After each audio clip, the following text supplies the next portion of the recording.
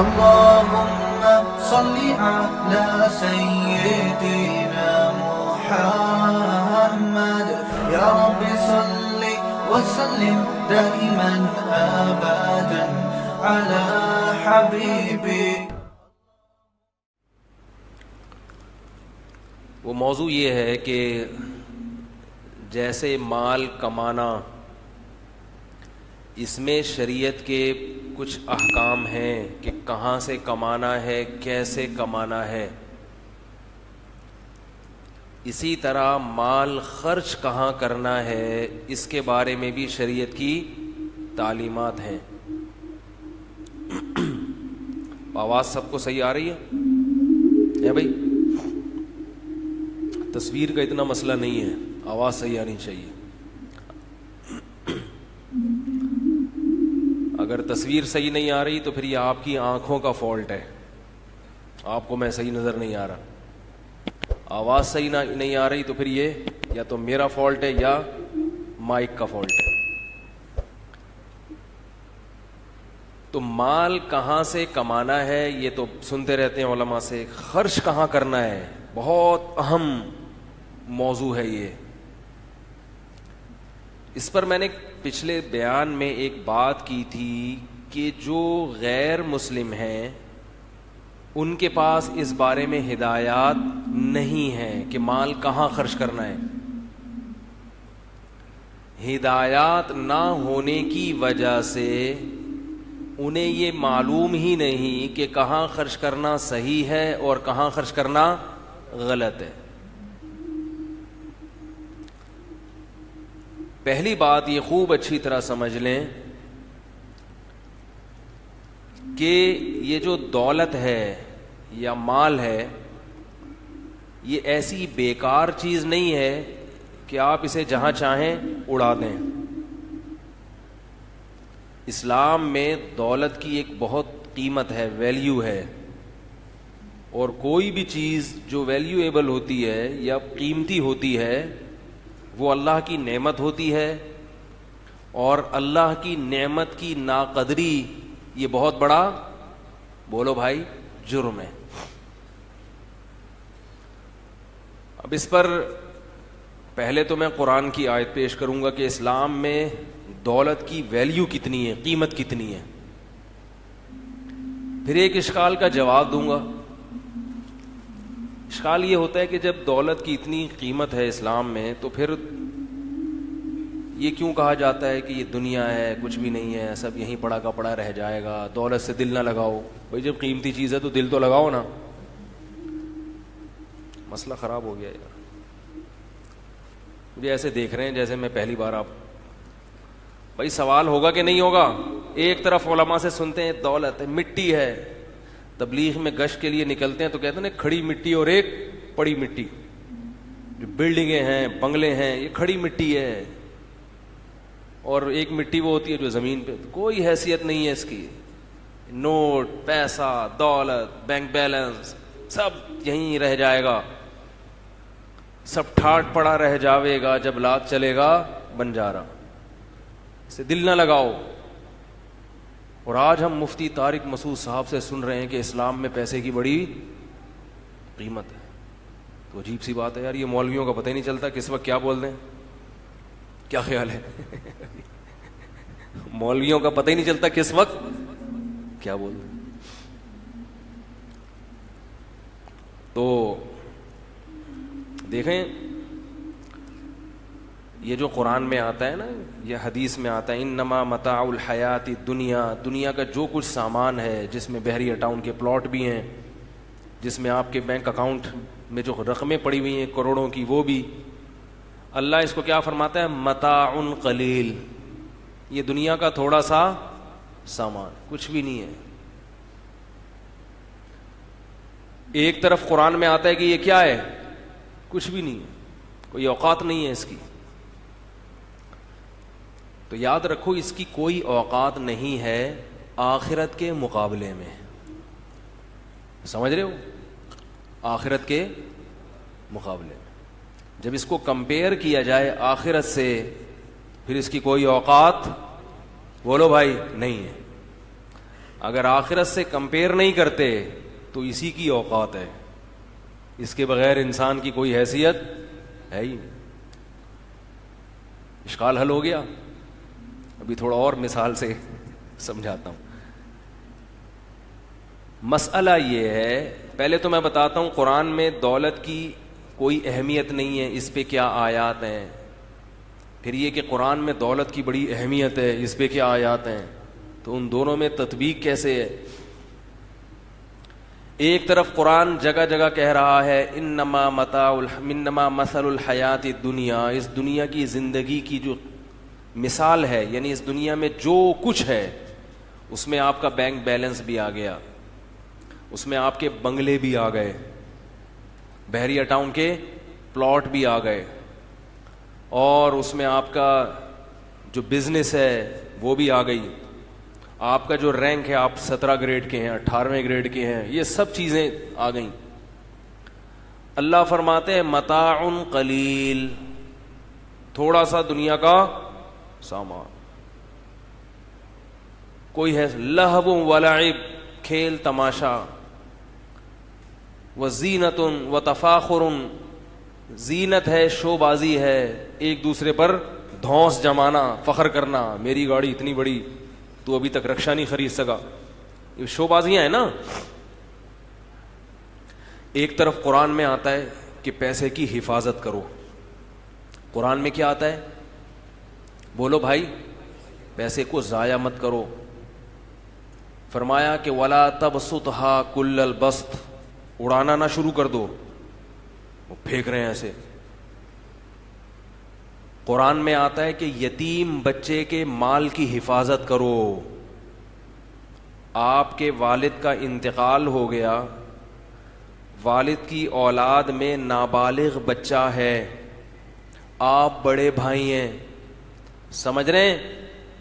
تو آپ کو قرآن کیا کہہ رہا ہے کہ اپنے چھوٹے یتیم بھائی کی وراثت کی کیا کرو؟ حفاظت. حفاظت قیمتی چیز کی جاتی ہے نا بھائی. اگر دولت کی کوئی اہمیت نہ ہوتی, اللہ کہتے ہیں دنیا ہے, کھا گئے تو کیا ہو گیا, کون سا کوئی اتنا بڑا. فرمایا حفاظت کرو. حتی اذا بلغ النکاح, جب وہ نکاح کے قابل ہو جائے, یعنی بالغ ہو جائے, یعنی 15 سال کا ہو جائے. اس میں بھی حکمت ہے کہ اللہ 15 سال کی عمر کو کیا کرا رہے ہیں؟ اللہ کہہ رہے ہیں شادی کی عمر ہے.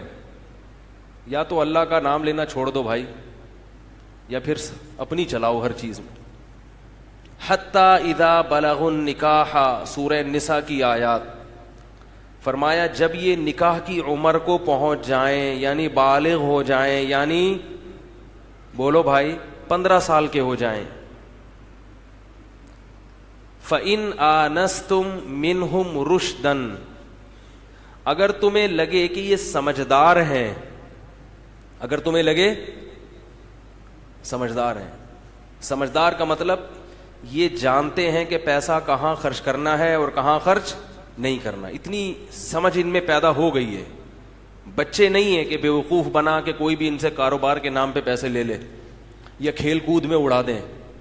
انہیں پتہ ہے کہ پیسے کی کیا ویلیو ہے, اس کی کیا قدر و قیمت ہے, اس سے زندگی کیسے چلتی ہے, اس کو اڑانا نہیں ہے. فرما اگر اتنی سمجھداری پیدا ہو, فَادْفَعُوا إِلَيْهِمْ أَمْوَالَهُمْ, تو پھر ان کا مال ان کے حوالے کر دو, ہینڈ اوور کر دو.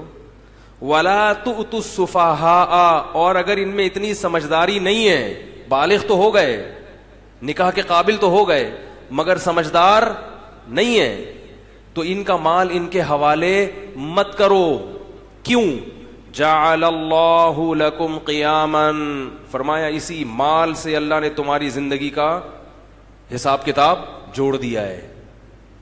اگر یہ مال ان کے حوالے کیا تو یہ پیسہ اڑا کے اپنی زندگی برباد کر دیں گے. قیام کا مطلب کیا ہے؟ اردو میں قیام کسے کہتے ہیں؟ کھڑے ہونے کو. یعنی اس سے تمہاری زندگی کھڑی رہے گی.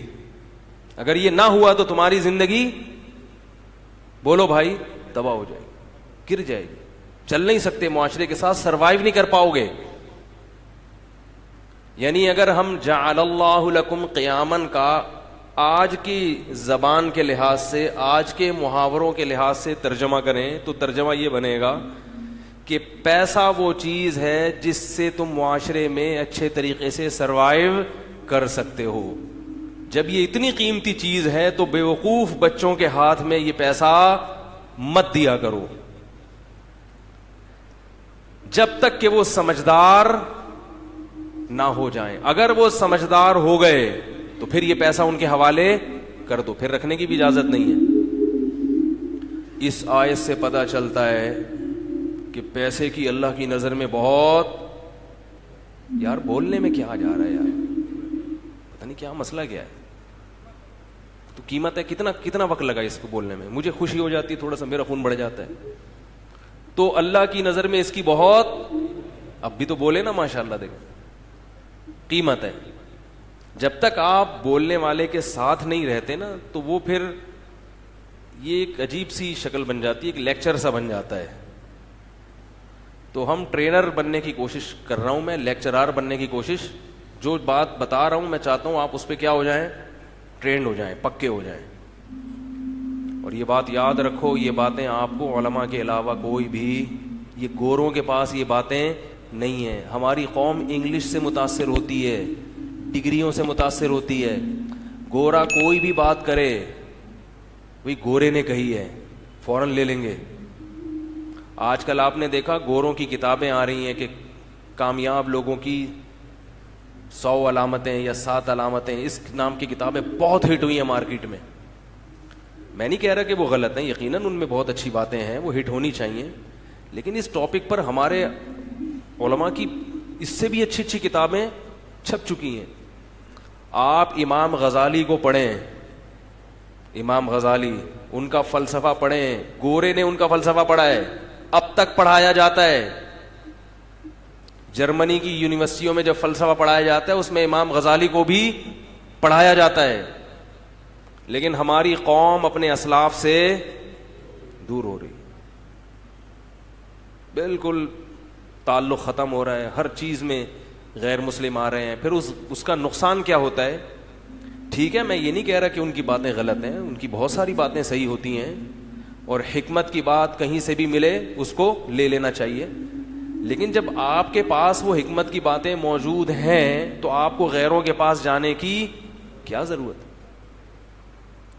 اس سے ہماری قوم کا ذہن یہ بنتا ہے کہ ہمارے پاس کچھ بھی نہیں ہے سوائے کرپشن کے اور سوائے لٹیرے حکمرانوں کے, سوائے بے روزگاری کے, لوڈ شیڈنگ کے. ہمارے پاس ایسا نہیں ہے بھائی, بہت کچھ ہے. ہاں, میں یہ کر رہا تھا کہ قرآن مجید میں آتا ہے کہ یتیم کا مال, یتیم جب بالغ ہو جائے تو اس کا مال اس کے حوالے, بولو بھائی, مت کرو. کیوں حوالے مت کرو؟ فرمایا جعل اللہ لکم قیاما, یہ مال وہ چیز ہے جس سے انسان معاشرے میں سروائیو کرتا ہے. اگر اس کے حوالے کر دیا وہ مال کا بیڑا غرق کر دے گا اور اپنی زندگی اچھی طرح سے گزارنے کے قابل نہیں رہے گا. اس آیت سے پتہ چلتا ہے کہ اسلام میں مال کی بہت قیمت ہے. اور اس سے بھی پتہ چلتا ہے کہ وَلَا تُبَذِّرْ تَبْذِيرًا, مال کو اڑاؤ مت. اگر مال قیمتی چیز نہ ہوتی اللہ کی نظر میں تو پھر یہ کہا جاتا کہ مال کو مت اڑاؤ, کہا جاتا ہے قیمتی نہیں, بیکار چیزیں اڑاؤ, اڑے ختم کرو, کیا پیسے سنبھال کے رکھے ہیں, کیا خیال ہے؟ تو یہ دونوں قسم کی آیات ہیں. ان دونوں میں تطبیق کیا ہے کہ یہ مال بے وقت چیز ہے آخرت کے مقابلے میں. جہاں آخرت کا اس دنیا سے مقابلہ ہوگا, جہاں جنت کے پلاٹ کا بحریہ ٹاؤن کے پلاٹ سے مقابلہ ہوگا, پھر بحریہ ٹاؤن کی کوئی ویلیو نہیں ہے. سمجھ رہے ہیں؟ پھر ملک ریاض ملک ہے, ملک ریاض ہے, ملک ریاض کی کوئی اوقات اس حوالے سے نہیں ہے. اس حوالے سے یہ نہیں کہ کوئی اوقات نہیں ہے, اس اعتبار سے کوئی اوقات. اور جہاں یہی مال آخرت کا ذریعہ بن جائے یا آخرت میں رکاوٹ نہ بن رہا ہو تو پھر یہ مال اللہ کی بہت بڑی نعمت ہے. قرآن میں جگہ جگہ اس مال کو اللہ نے اپنا فضل قرار دیا ہے. فضل, وابتغوا من فضل اللہ, اللہ کے فضل کو تلاش کرو. ایماندار تاجر قیامت کے دن پیغمبروں کے ساتھ ہوگا. تاجر پیسہ کماتا ہے, ایمانداری سے کمائے گا تو کس کے ساتھ ہوگا؟ اگر پیسہ کمانا بری چیز ہوتی تو اللہ یہ کہتے جو تجارت نہیں کرے گا وہ کس کے ساتھ ہوگا؟ پیغمبروں کی. اس نے کچھ بھی نہیں کمایا. اب بات کلیئر ہو گئی. اس کی ایک مثال دیتا ہوں قرآن مجید سے. سورہ آل عمران فرمایا زُيِّنَ لِلنَّاسِ حُبُّ الشَّهَوَاتِ مِنَ النِّسَاءِ وَالْبَنِينَ وَالْقَنَاطِيرِ الْمُقَنطَرَةِ مِنَ الذَّهَبِ وَالْفِضَّةِ وَالْخَيْلِ الْمُسَوَّمَةِ وَالْأَنْعَامِ وَالْحَرْثِ ذَلِكَ مَتَاعُ الْحَيَاةِ الدُّنْيَا وَاللَّهُ عِندَهُ حُسْنُ الْمَآبِ قُلْ أَؤُنَبِّئُكُمْ بِخَيْرٍ مِّن ذَلِكُمْ. اللہ فرماتے ہیں ہم نے لوگوں کے لیے اس دنیا میں مزین کر دی ہیں عورتیں، بیٹے اور سونے اور چاندی کے ڈھیر، دولت، بہترین سواریاں. یہ ہم نے لوگوں کے لیے کیا کر دی ہیں؟ خوشنما بنا دی ہیں. یہی وجہ ہے کہ لوگ ان چیزوں کے حصول میں لگے ہوئے ہیں. سب سے پہلے کیا چیز اللہ نے ذکر کی ہے؟ بولو بھائی، عورتیں. کیا مطلب؟ مرد کے لیے دنیا کی تمام چیزوں میں سب سے زیادہ اٹریکٹیو کیا ہے؟ او بھائی میں نہیں کہہ رہا یار.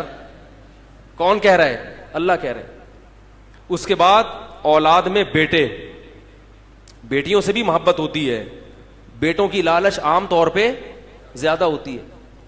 پھر والقناطیر المقنطرہ، بینک بیلنس، بار بار اکاؤنٹ چیک کرتا رہتا ہے کتنے پیسے پڑے ہوئے ہیں. فرمایا یہ بڑا اچھا لگتا ہے انسان کو، میرے بینک میں اتنے پیسے.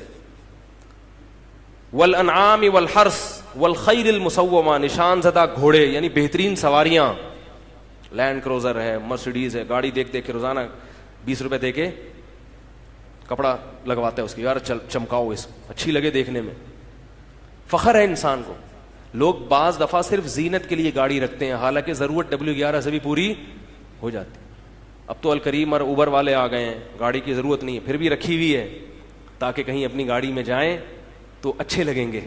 بیگم بھی اچھی لگیں گی، بیگم کو شوہر بھی اچھا لگے گا، اور لوگوں کو میاں بیوی دونوں اچھے لگیں گے. جتنے بچے گاڑی سے نکلیں گے سب اچھے لگیں گے. رکشے سے اترتا ہوا کوئی اچھا کیا خیال ہے؟ نہیں لگتا. تو زینت ہے، لوگ چاہتے ہیں یار اچھی گاڑی ہو. یہ فطرت ہے انسان کی، اللہ نے بیان کیا ہے. اس میں کوئی غلط سوچ نہیں ہے، یہ فطرت ہے انسان. والانعام والحرث، فرمایا سورس آف انکم. اس زمانے میں سورس آف انکم کیا تھی؟ کھیتی باڑی اور جانور. مراد اس سے کیا ہے؟ کمانے کے ذریعے. آپ کی جاب اچھی ہے، آپ کا بزنس اچھا ہے، وہ بزنس خود آپ کو محبوب ہوتا ہے، خود آپ کو محبوب ہوتا ہے وہ بزنس. تو اللہ نے یہ تمام چیزیں ایسی ہیں کہ اللہ نے قرآن میں بیان کیا کہ انسان کے لیے یہ اٹریکٹیو ہیں، بڑی پرکشش ہیں، لہذا ہر دور میں ہر انسان ان کو زیادہ سے زیادہ جمع کرنے میں لگا ہوا ہے. انسان کی کمبختی دیکھو اس زمانے میں، معذرت کے ساتھ، کہ جو چیز اللہ نے پہلے نمبر پہ ذکر کی ہے نا، عورتیں، اس میں کیا کر رہے ہیں؟ بخل سے کام لے رہے ہیں کہ وہ ایک سے زیادہ. معذرت کے ساتھ جو قرآن کہہ رہا ہے وہ تو بیان کروں گا نا، وہ ایک ہی ہونی چاہیے. گاڑیاں جتنی زیادہ ہو جائیں کوئی بات نہیں، ایک رکھیں گے، ایک رینٹ پہ، ایک کریم میں لگوا دیں گے. آپ کو کوئی ہدیہ دینے آئے نا کہ 1 کروڑ روپے لے لو، آپ کہیں یار میرے پاس پہلے سے 1 ارب ہے تو 1 کروڑ کا کیا کروں گا؟ کبھی ایسا کرو گے؟ لیکن لے آؤ، جتنا زیادہ ہو اتنا. کیا خیال ہے؟ اچھا. 2 چیزیں سب سے پہلے ہیں اللہ نے ذکر کی، عورت اور بیٹے یعنی اولاد. تو وہ دونوں کہتے ہیں کم ہو. اس کا مطلب یہ نیچرل. ابے بول لو بھائی، کوئی نہیں پکڑے گا آپ کو. آپ ویڈیو میں نہیں آ رہے، آواز سے ٹریس نہیں ہوتے، اتنی ٹیکنالوجی نہیں ہے. ویڈیو میں سے میں آ رہا ہوں. تو یہ 2 چیزیں اللہ نے سب سے پہلے، عورت اور اولاد. اس میں سب سے زیادہ کیا ہو رہی ہے؟ قناعت، کہ یہ ایک بیوی ہو اور بچے 2 سے زیادہ نہ ہو. اس سے پتہ چلتا ہے کہ یہ نیچرل نہیں ہے، یہ غیر فطری چیز ہے جو باقاعدہ پروپیگنڈے کے ذریعے ہمیں پہنا دی گئی ہے. جیسے کوئی قوم پروپیگنڈا کرے کہ پیسہ نہیں رکھو، پیسہ نہیں رکھو، پیسہ نہیں رکھو، پیسہ نہیں رکھو، اور آپ کہیں کہ یار پیسہ رکھنے سے نقصان، اور آپ کیا کریں؟ 0 پہ آ جائیں. حماقت ہوگی نا یہ. گاڑی نہیں رکھو، گاڑی نہیں رکھو، گاڑی نہیں رکھو، رکشے پہ جائے گا، رکشے میں جائے. اتنا میڈیا پہ پروپیگنڈا ہو رکشے کے فضائل کے، اس کا دھواں جب پھیپھڑوں میں جاتا ہے تو ایسے. تو یہ سب جھوٹ بول کے سب کچھ ہو سکتا ہے، اور اس کی آواز سے کان کے پردے مضبوط ہوتے ہیں. رکشے کی آواز ہے بھائی. چنچی میں جب بیٹھو گے تو کمر یوں یوں ہلتی ہے, تو اس سے کمر کے مہرے کیا ہوتے ہیں. اب آپ نے یہ فضائل سن کے, میڈیا پروپیگنڈا کر سکتا ہے ہر طرح کا, آپ نے اپنی گاڑیاں خیرات کرنا شروع کر دی, تو یہ نیچرل ہوگا. تو یاد رکھو اسی طرح عورت بیویاں زیادہ رکھنا, اولاد زیادہ, یہ خواہش بھی کیا ہے, نیچرل ہے. اس کو پروپیگنڈا کر کے کہ بھئی بیوی زیادہ رکھو گے خرچہ زیادہ ہوگا, تو اللہ کے بندو خرچہ تو گاڑی پہ بھی ہوتا ہے. بزنس جتنا بڑا ہوگا اس کے مصارف بھی اتنے ہی زیادہ ہوں گے. کیا خیال ہے؟ اولاد جتنی زیادہ ہوگی خرچہ ہوگا, لیکن اس کا آؤٹ پٹ بھی تو ہوگا نا, اسی آؤٹ پٹ بھی ہوگا. جتنا انویسٹ کرو گے اس سے زیادہ وہ اولاد آپ کو کما کے واپس کر دے گی, تو وہ نہیں دکھائیں گے آپ کو. گاڑیاں جتنی زیادہ ہوں گی, ٹھیک ہے پیٹرول کا خرچہ, مینٹیننس کا خرچہ, مگر وہ گاڑیاں کما کے بھی تو دیں گی آپ کو. تو یہ نیچرل نہیں ہے جو آپ کو جس طرف میڈیا لے کے جا رہا ہے. اس لیے اللہ کے بندو, جہاں باقی چیزوں میں کوشش کرتے ہو یہاں بھی, اور باقی چیزیں زیادہ رکھنا عبادت نہیں ہے. اولاد کی زیادہ خواہش یا بیویاں زیادہ رکھنا یہ پیغمبروں کی سنت ہے, عبادت ہے, اس کی مذہب میں ترغیب ہے. مزے کی چیز بھی ہے اور عبادت. بعض مزے کی چیزیں ایسی ہوتی ہیں جو مزے کی بھی ہوتی ہیں, اللہ بھی خوش ہوتا ہے. ان کو نہ کرنا تو پرلے درجے کی بیوقوفی ہے کہ یار مزہ بھی آ رہا ہے اللہ بھی خوش ہو رہا ہے. اس کی مثال, رمضان میں ہم جو افطاری کرتے ہیں وقت پہ, مزہ آتا ہے کہ نہیں آتا؟ جلدی افطاری میں مزہ ہے یا لیٹ افطاری میں مزہ ہے؟ بھائی پیاس لگ رہی ہے, شربت رکھا ہوا ہے اور پکوڑے مکوڑے چٹنی مٹنی, کیا دل ٹوٹ رہا ہوتا ہے. جیسے ہی آذان ہوتی ہے اللہ کیا کہتے ہیں, افطاری میں تاخیر مت کرو, کھاؤ. اب اگر کوئی کہے نہیں میرا دل تو چاہ رہا ہے مگر میں نہیں کھاؤں گا, پرلے درجے کا بیوقوف. بھائی تجھے اس لیے نہ کھانے میں نہ تو مزہ آ رہا ہے اور نہ اللہ خوش ہو رہا ہے, تو ایسی عبادت تو کر لو جس میں مزہ بھی ہے اور اللہ کی رضا بھی ہے. کیا خیال ہے؟ تو بیویاں زیادہ رکھنے میں اللہ کی رضا بھی ہے اور اپنی ذمہ داری پہ مزہ بھی ہے, اور اولاد زیادہ رکھنے میں اللہ کی رضا بھی ہے اور مزہ بھی ہے. گھر بھرتا ہے آپ کا, آپ سربراہ بن جاتے ہیں. وہ اولاد بڑھاپے میں آپ کی خدمت کرتی ہے, آپ کو پیسے کما کے دیتی ہے. اولاد سے جو محبت ملتی ہے وہ کسی اور سے نہیں ملتی. مرنے کے بعد آپ کے لیے تو آج ایک صاحب نے مجھے کہا میرے ابا مجھے خواب میں آ رہے ہیں, اچھی کنڈیشن میں نہیں ہے, میں کیا کروں, بہت پریشان. کئی دفعہ مجھے بتا چکے, میں نے کہا ان کے لیے دعائیں کرو, صدقات و خیرات کرو. یہ بیٹا پوچھ رہا ہے, کوئی اور ایسے سوالات بیٹے کو فکر ہوتی ہے, چاہے وہ کتنا ہی لبرل ہو, پھر بھی اس کو فکر ہوگی یار میرا باپ جنت میں چلا جائے, مرنے کے بعد بھی فائدہ, زندگی میں بھی فائدہ. مگر فیملی پلاننگ والے کہتے ہیں کہ بچے دو ہی اچھے. عجیب سی بات ہے. تو خیر, اب دیکھو یہاں اللہ نے یہ تمام چیزیں بیان کی, فرمائی یہ بھی اچھی, یہ بھی اچھی, یہ بھی مزین, یہ بھی مزین. تو آگے اللہ نے یہ نہیں کہا کہ یہ سب گندی ہیں. فرمایا قل اؤنبئکم بخیر من ذالکم, کیا میں تمہیں اس سے بھی بہتر نہ بتاؤں؟ یہ بھی بہت اچھی ہیں لیکن اس سے بھی بہتر. للذین اتقوا عند ربہم, فرمایا جو تقوی اختیار کریں گے, شریعت کو فالو کریں گے, ان کے لیے ان کے رب کے پاس جنات, جنت کے باغات ہیں, تجری من تحتها الانہار, جس کے نیچے نہریں بہتی ہیں, وازواج مطہرۃ, پاکیزہ حوریں بیویاں ہیں جو ان سے زیادہ خوبصورت ہیں. اب اللہ نے یہ نہیں کہا کہ یہ نہ رکھو. ایک طرف اسلام ترغیب دے رہا ہے زیادہ بیویوں کی, ایک طرف اسلام ترغیب دے رہا ہے زیادہ اولاد کی, ایک طرف اسلام بتا رہا ہے کہ مال سے تمہاری زندگی کا قیام ہے, منع نہیں کر رہا, لیکن اللہ بتا رہا ہے کہ اس سے بھی بہتر ہے. وہ کیا ہے؟ جنت. لہذا ان میں پڑھ کے اس جنت سے غافل نہ ہو جانا, اور ان چیزوں کو حاصل کرنے کا وہ طریقہ اختیار نہ کرنا جس کی وجہ سے اس سے بہتر سے محروم ہو جاؤ. ہائے ہائے ہائے, کیسے سمجھائیں یار, کتنا پیارا کلام ہے. دیکھو اللہ نے شروع کیا عورتیں سب سے اچھی, اس کا ایک جائز طریقہ ہے شادی کرو, ناجائز طریقہ ہے آنکھ مٹک کے دوستیاں, انٹرنیٹ پہ فلمیں دیکھو بیہودہ, یہ حرام طریقہ ہے. اب آپ کو جب یہ اچھی لگیں گی آپ چاہو گے حاصل ہو جائیں, تو اللہ نے فرمایا کہ دیکھو ان سے بھی بہتر کیا ہیں, جنت کی حوریں. اگر غلط طریقے سے حاصل کیا تو وہاں بولو بھائی ان سے کروڑ ہا گنا زیادہ خوبصورت پاکیزہ بیویاں میں نے پیدا کی ہیں, ان سے کیا ہو جاؤ گے؟ محروم. لہذا جب کمپیئر ہو دنیا کا آخرت سے تو دنیا کی کوئی اوقات نہیں ہے. کیسی حسین جمیل عورت اپنی طرف دعوت دے, کتنی خوبصورت ہو, آپ سے دوستی کی کوشش کرے, آپ سے گپ شپ کی کوشش کرے, آپ کہو میں اتنا احمق نہیں ہوں کہ اس دنیا کی مٹی کی خاطر جس میں ہزاروں عیب ہوں میں اس عورت سے محروم ہو جاؤں جس کو اللہ نے میرے لیے جنت میں بنایا ہے.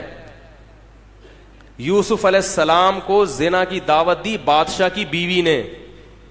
بادشاہ کی بیویاں اکثر خوبصورت ہوتی ہیں کیونکہ ان کے پاس دولت ہوتی ہے, تو وہ جس حسین ترین عورت سے نکاح کرنا چاہیں نکاح کر سکتے. ملکائیں خوبصورت ہوا کرتی ہیں. اب ایسا نا نیٹ پہ جا کے ملکائیں لکھ کے سرچ کرنا شروع کر دیں کہ ہر سنا ہے خوبصورت ہوتی ہیں, تو اکثر خوبصورت ہوتی ہیں. اور مصر کا حسن ویسے ہی مشہور ہے. حسین ترین عورت بند کمرے میں یوسف علیہ السلام جیسے جوان کو اپنی طرف بلا رہی ہے, کوئی روک ٹوک نہیں ہے. یوسف علیہ پیغمبروں میں 40 مردوں کے برابر قوت ہوتی ہے, کس قدر قوت ہوگی. اور قرآن کہہ رہا ہے وَلَقَدْ هَمَّتْ بِهِ وَهَمَّ بِهَا, جیسے زلیخا کے دل میں بری خواہش پیدا ہوئی, یوسف علیہ السلام کی رغبت بھی عورت کی طرف ہوئی ہے, کیونکہ مرد ہیں, مرد رغبت تو ہوگی.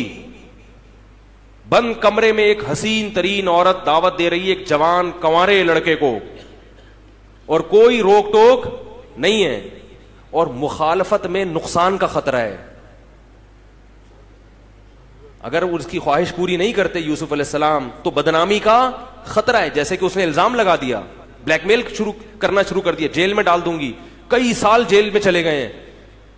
کوئی اور ہوتا تو کیا کہتا کہ بھائی اب تو میں کیا ہوں, مجبور ہوں.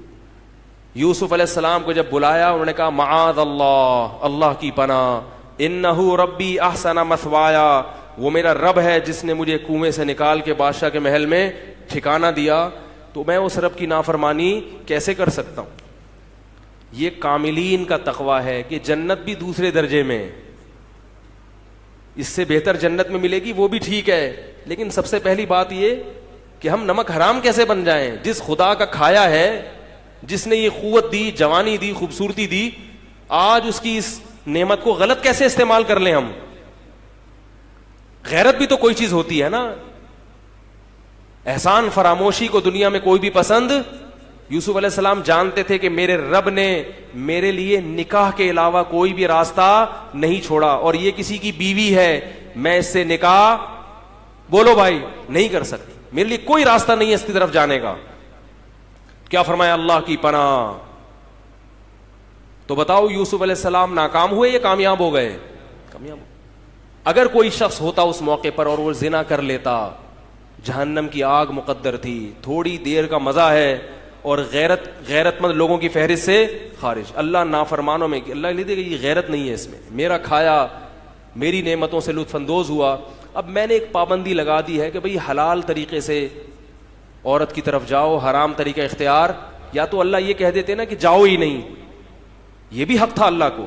اللہ نے کتنی اجازت دے دی, فرمایا عام پبلک کہتی ہے ایک, اور میں کیا کہتا ہوں 4, اور الفلاحیہ مسجد کے امام صاحب بھی یہی کہتے ہیں, تبھی بدنام ہو رہے ہیں معاشرے میں. پھر کمنٹس آتے ہیں نا اتنے عجیب عجیب الٹے. خواتین آتی نہیں بیان میں, اتوار کے بیان میں یہ ہال بھرا ہوا ہوتا ہے, خواتین 2-4 ہوتی ہیں. حالانکہ میں یہ عورت کے حق میں باتیں کرتا ہوں اللہ کے بندو, تاکہ عورتوں کو ٹھکانہ نصیب ہو. خیر, تو اللہ نے کیا فرمایا, یہ بہت اچھے, سب کچھ اچھا, تو یہ نہیں کہ چھوڑ دو, فرمایا اس سے بھی بہتر کیا ہے, آخرت ہے.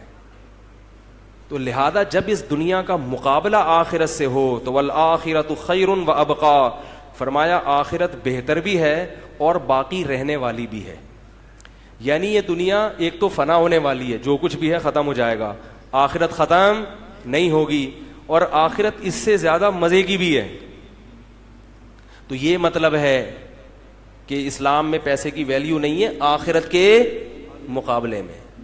لہذا آخرت کمانے کے لیے اگر پیسہ اڑائیں تو بہت اچھا ہے, پھر وہ ضائع نہیں ہو رہا بلکہ آخرت میں انویسٹ ہو رہا ہے. اور اگر ایسے اڑاتے ہیں کہ جس سے آخرت نہیں آ رہی, تو پھر یہ اللہ کی نعمت کی, بعض دفعہ تو آخرت نہیں ملتی لیکن آخرت کا نقصان بھی نہیں ہوتا. آپ اپنے پیسوں سے گولا گنڈا خرید کے کھا رہے ہیں تو نہ ثواب ملے گا نہ کیا ملے گا, گناہ ملے گا, اگر صحت کو نقصان نہیں ہو رہا. لیکن اگر آپ ان پیسوں سے اپنے بچوں کو کھلاتے ہیں, بیوی کو کھلاتے ہیں, تو آخرت بھی بنے گی, ثواب بھی ملے گا, دنیا بھی بنے گی آپ کی. اور بعض دفعہ آخرت کا کیا ہوتا ہے نقصان. اسٹیڈیم میں ٹکٹ خرید کے بیٹھ گئے, جا کے سارا دن کرکٹ کا میچ دیکھ رہے ہیں, کئی گھنٹے, آخرت گئی. والذین هم عن اللغو معرضون. ابھی تو میں نے اس پر بات کی ہے کہ اسلام میں پیسے کی ویلیو ہے.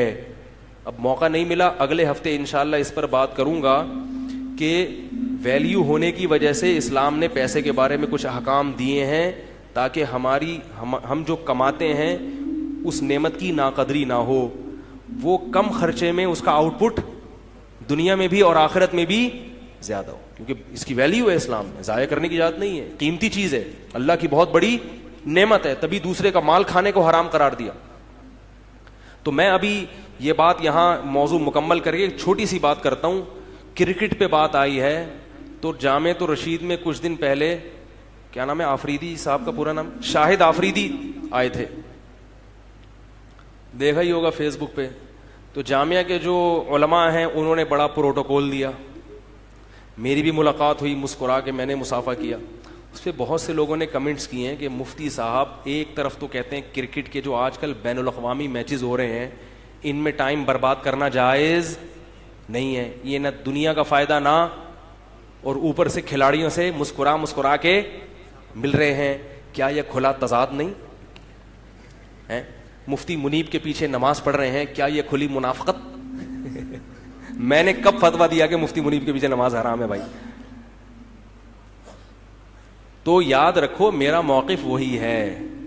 میں جو بین الاقوامی کرکٹ کھیلنا منع نہیں ہے اسلام میں, لیکن جو بین الاقوامی سطح پہ جو میچز کھیلے جا رہے ہیں یہ ٹائم ویسٹنگ ہے.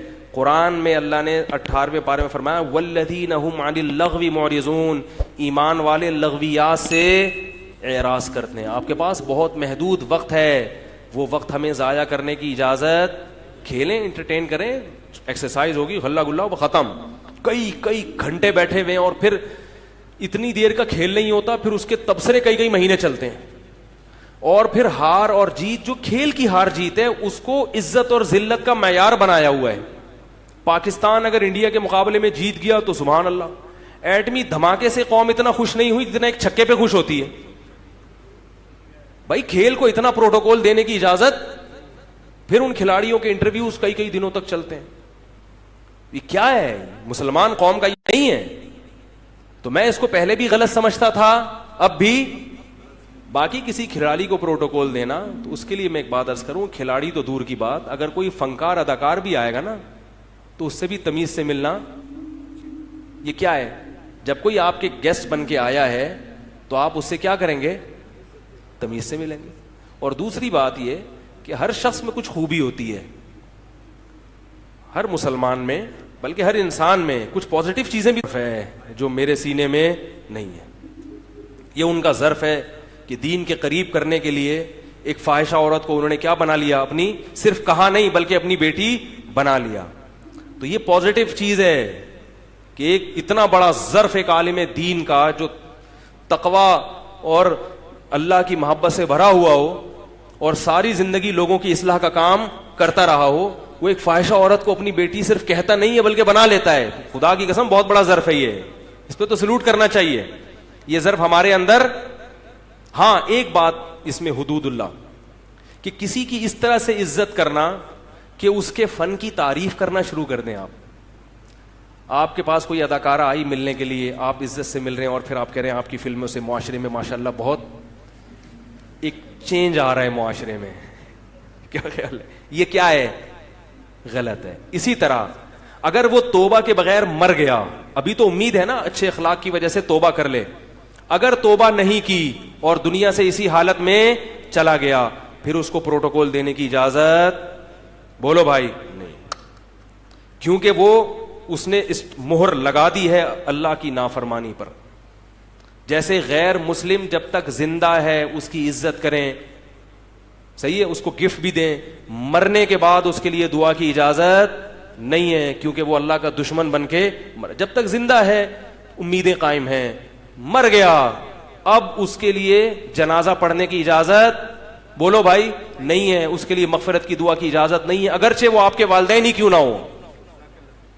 تو اسی طرح یاد رکھو جو گنہگار ہو، مشہور گنہگار، ناچنے والے، گانے والے، جن کی یعنی اس رویے سے قوم کا ایک بہت بڑا طبقہ فحاشی کی راہ پہ چلتا ہے، ایسے لوگوں کی جب موت واقع ہوتی ہے تو پھر علماء کے لیے جائز نہیں ہے کہ ان کی کھلے عام تعریفیں کریں یا ان کو جنت میں لازمی پہنچائیں. بعض لوگ یہ بھی کرتے ہیں وہ فلاں اداکارہ مر گئی، وہ تو جنت میں گئی ہے، وہ اس لیے کہ وہ بہت، کیوں بھائی آپ کو کیوں، کیسے آپ کو پتا چلا جنت میں گئی ہے؟ شریعت کا پھر اصول کیا ہے؟ دیکھو آپ صلی اللہ علیہ وسلم کے سامنے ایک خودکشی کرنے والے کا جنازہ لایا گیا، آپ نے اس کا جنازہ نہیں پڑھا، بائیکاٹ کیا. کیوں؟ خودکشی اسلام میں بہت بڑا جرم ہے اور کھلے عام جرم ہوا ہے، یہ کھلے عام جرم ہوا ہے. صحابہ کو منع نہیں کیا جنازہ پڑھنے سے، آپ نے بائیکاٹ کیا. کیونکہ اگر آپ کسی نافرمان جو مشہور ہو نافرمانی میں اس کو اتنا پروٹوکول دو گے تو لوگوں کے دل سے گناہ کی اہمیت، بولو گے یار کچھ بھی کر لو، چاہے فلموں میں ناچو گاؤ، نیم برہنہ لباس پہن کے ڈانس کرو، پھر بھی جنازہ بڑے پروٹوکول کے ساتھ ہوگا، بڑے بڑے علماء آئیں گے، پھر ہماری تعریف میں کیا ملیں گے؟ کلابیں ملائیں گے. اور ایسا اداکار یا ایسی فنکارہ جو فحاشی پھیلا رہی ہو، اگرچہ وہ جمعے کے دن اس کی موت واقع ہوئی ہو یا رمضان میں موت واقع ہوئی ہو، اس سے کوئی فرق نہیں پڑتا. اب یہ کہ رمضان میں مر گئی تو ہم اس کو جنت میں پہنچائیں لازمی، ایسا نہیں ہے بھائی. پہلے اعمال ہیں، رمضان بولو بھائی، دوسرے مت، تو پھر اس کو پروٹوکول دینا جائز نہیں ہے، بلکہ اس کے جنازے کا علماء کے جو مقتدا اور رہبر ہیں ان کو بائیکاٹ کرنا چاہیے. یہ نہیں کہ جنازہ نہ پڑھیں، کیونکہ مسلمان ہے، جنازہ پڑھا جائے گا. بعض لوگ استدلال کرتے ہیں کہ نبی صلی اللہ علیہ وسلم نے تو عبداللہ بن ابی منافق کا بھی جنازہ پڑھا. تو یاد رکھو منافق کا جو آپ صلی اللہ علیہ وسلم نے جنازہ پڑھا اس لیے کہ منافق زبان سے اسلام کا اظہار کرتا ہے، دل میں کیا ہے؟ کفر ہے. اور شریعت نے ہمیں کسی کے ظاہر کا مکلف بنایا ہے، دل میں جھانکنے کی اجازت نہیں دی. تو نبی امت کو یہ تعلیم دینا چاہتے تھے کہ ہم ظاہر کو دیکھیں گے، اندر کیا ہے یہ ہم نہیں دیکھیں گے. لیکن اس کے باوجود اللہ نے اس منافق کی جنازہ پر بھی کیا لگا دی؟ پابندی لگا دی. تو اس لیے اس واقعے سے استدلال کرنا درست بولو بھائی نہیں ہے. تو جو اس طرح کے نافرمان ہوتے ہیں، ہمارے پڑوس میں مدرسے کے پڑوس میں ایک سنگر رہا کرتے تھے، بہت زیادہ بے حیائی پھیلائی انہوں نے. ہمارے حضرت نے ان کو تبلیغ کی بھی کوشش کی. جب ان کا انتقال ہوا ہے تو وہ آئے ہمارے حضرت کے پاس، ان کے والد کے جنازہ پڑھا. میں نہیں پڑھاؤں گا جنازہ ان کا، میں ان کا جنازہ، ہاں دل میں دعا کرتے رہیں گے کہ مسلمان ہے، اللہ اس کی مغفرت کر دے. دل میں تو کرنی چاہیے دعا، لیکن کھلے عام اس کو پروٹوکول دینا، عزت دینا، یہ جائز بولو بھائی نہیں ہے، تاکہ عبرت ہو لوگوں کو اور گناہ سے بچنے کی کوشش کریں. اللہ تعالی ہم سب کو سمجھنے کی، عمل کی توفیق عطا فرمائے. وما علینا الا البلاغ.